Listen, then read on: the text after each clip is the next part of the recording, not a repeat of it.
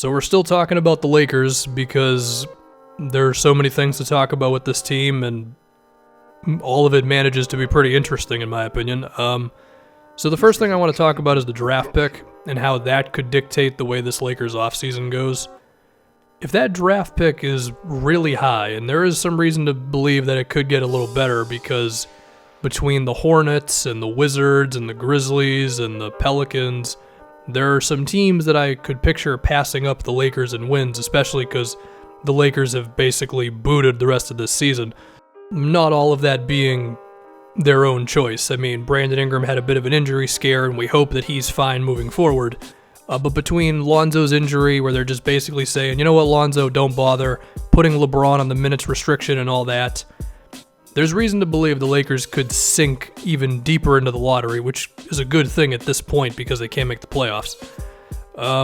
And that could attract a better return for Anthony Davis. And if I was the Pelicans, I would look at a return for AD that started with a lottery pick, Brandon Ingram, and Lonzo as definitely intriguing, and I'm not going to hang up the phone. Now, that's certainly not a done deal. There's going to have to be more draft picks and all that stuff. But if that's the beginning of a trade, yeah, I think it's possible. Now, of course, there's going to be other teams that are bidding for Anthony Davis or any other star player that out of nowhere wants to get traded this offseason, because that's a thing in the NBA at this point.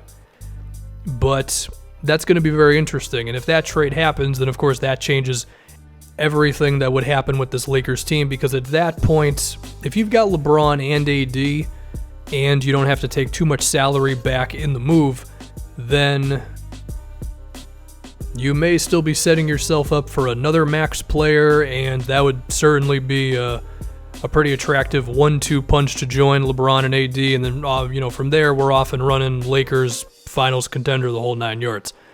Now, there's definitely another side to all this, which is that it's possible they don't get Anthony Davis because maybe somebody else has a better offer or whatever it may be. There's also a chance that that bridge has just been burned between the Lakers front office and the Pelicans. Granted, they fired Dell Demps, so certainly a chance it's still open. But you never know with that kind of stuff. And if some other guy becomes available in a trade out of nowhere, then perhaps the Lakers could jump on that. You assume that a lottery pick would be a damn good start for any kind of move for a guy that's not as good as Anthony Davis is. But then we go to free agency, and of course this team's got the aspirations of nailing it with someone, whether that's Kemba Walker leaving Charlotte or Kyrie Irving coming to play with LeBron again, or the Kawhi thing is still out there, I guess. All the rumors were that he wanted to go to the Lakers, and yeah, it's going really well in Toronto, and we're going to have to see how that playoff push goes, but that was a thing not too long ago. Now, there's also rumors that would suggest Kawhi wants to go to LA, but he actually wants to go to the Clippers, and doing a quick Kawhi Lakers search suggests that the Lakers are not in the Kawhi Leonard sweepstakes. Who really knows?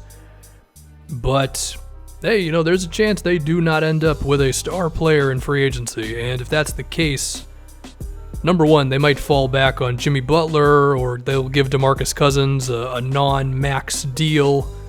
They will have some other options, but I also think it's possible that they embrace the idea of not going for a big-time player.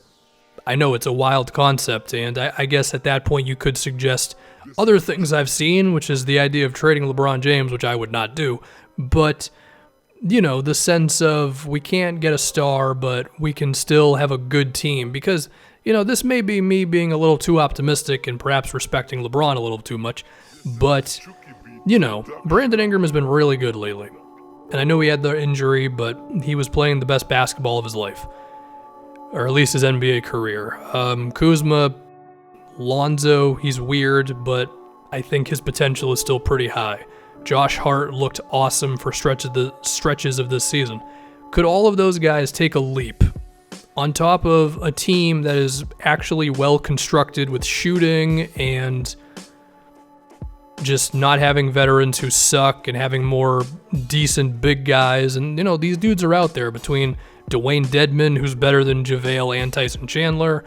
There's a whole lot of shooters that are available this offseason. And you still have that draft pick, which you could trade for someone. I don't know who that person is, but somebody's got to be available, depending on where that pick ends up. Now, of course, if you're going to trade a high draft pick, then the return better be pretty good. Get somebody who's good, who can help you right now, but isn't too old, so they can be around for a while.